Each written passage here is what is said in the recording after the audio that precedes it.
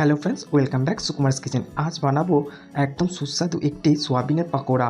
ভেতরে যেমন সফট আর বাইরেটা সেরকম ক্রিসপি। প্রথমে এখানে সিদ্ধ করে রাখা সোয়াবিনটা হালকা তেলের মধ্যে একটু ভেজে নিয়ে তার মধ্যে ফেটিয়ে রাখা টক দই 3 টেবিল স্পুন, তার মধ্যে জিরে গুঁড়ো 1/2 টেবিল স্পুন, ধনে গুঁড়ো 1/2 টেবিল স্পুন, লঙ্কার গুঁড়ো 1 টেবিল স্পুন, স্বাদ মতো লবণ দিয়ে কিন্তু ভালো করে এইভাবে কষিয়ে নিচ্ছি। তার মধ্যে একটু গরম মশলা গুঁড়ো দিয়ে এইভাবে শুকনো শুকনো করে একদম ভেজে নিতে হবে। তারপর একটা ব্যাটার রেডি করার জন্য এখানে নিয়ে নিয়েছি 1 টেবিল স্পুন আমি বেসন নিয়েছি কিন্তু 1 table spoon cornflour, 1 table spoon ময়দা, তার মধ্যে দিয়ে দিয়েছি 2 টেবিল স্পুন এখানে কাবাব পাউডার দিয়ে আর স্বাদ মতো লবণ দিয়ে আর জল দিয়ে ব্যাটারটা এরকম থিকনেসের রেডি করে নিতে হবে।